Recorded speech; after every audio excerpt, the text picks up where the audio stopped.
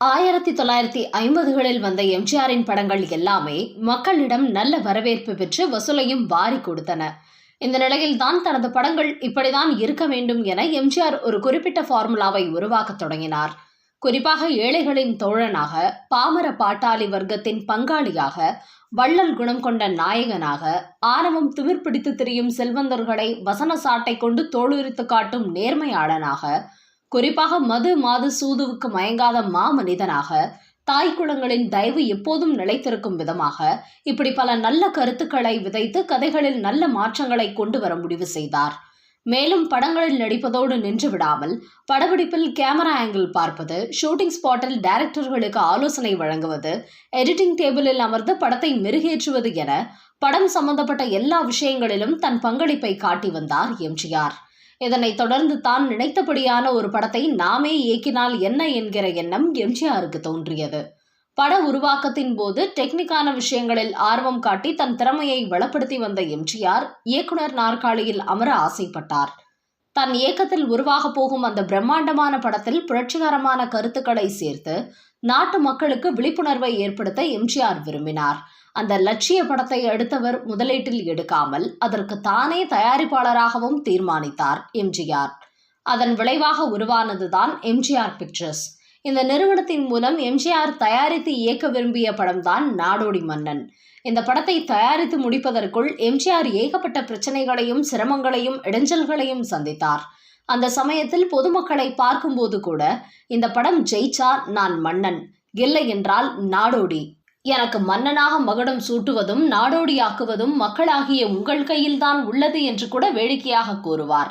இவ்வளவு தடைகளை தாண்டி நாடோடி மன்னன் படம் ரிலீஸ் ஆகி தமிழ் திரையுலகில் இதற்கு முன்பிருந்த எல்லா ரெக்கார்டுகளையும் அடித்து தூள் தூளாக்கி வரலாறு காணாத வசூல் சாதனையை செய்தது.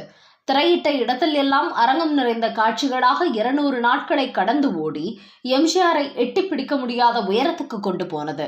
ஆனால் ஆபரேஷன் சக்சஸ், பேஷண்ட் டெட் என்று சொல்வது போல நாடோடி மன்னன் எம்ஜிஆர் படம்தான், மிகப்பெரிய அளவில் வசூலித்த படம்தான் என்றாலும் துரதிருஷ்டவசமாக அந்த படத்தின் மூலம் அவருக்கு நஷ்டம்தான் ஏற்பட்டது. காரணம், அந்த படத்தை வாங்கிய விநியோகஸ்தர்களுக்கு தான் அந்த படத்தின் மூலம் கொள்ளை லாபம் கிடைத்தது.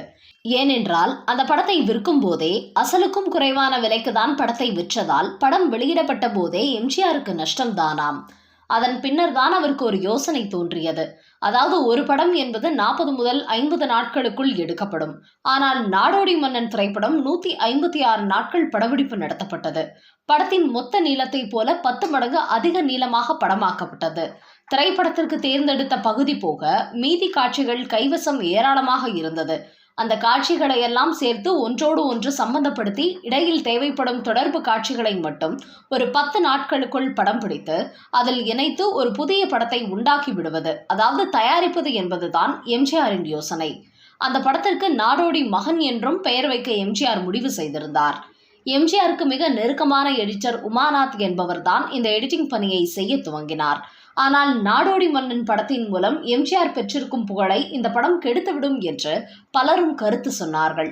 அவர்களது கருத்துக்களை கேட்டுக்கொண்ட எம்ஜிஆரும் சிந்தித்து பார்த்தார். அவருக்கும் அதுதான் சரி என்று பட்டது.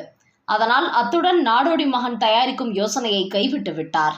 இதை கேட்கும் போதே உங்களில் பலருக்கும் தோன்றும், இந்தியன் 2 படத்தை எடுக்க துவங்கிய இயக்குனர் சங்கர் தேவைக்கும் அதிகமான காட்சிகளை எடுத்து வைத்து விட்டார்.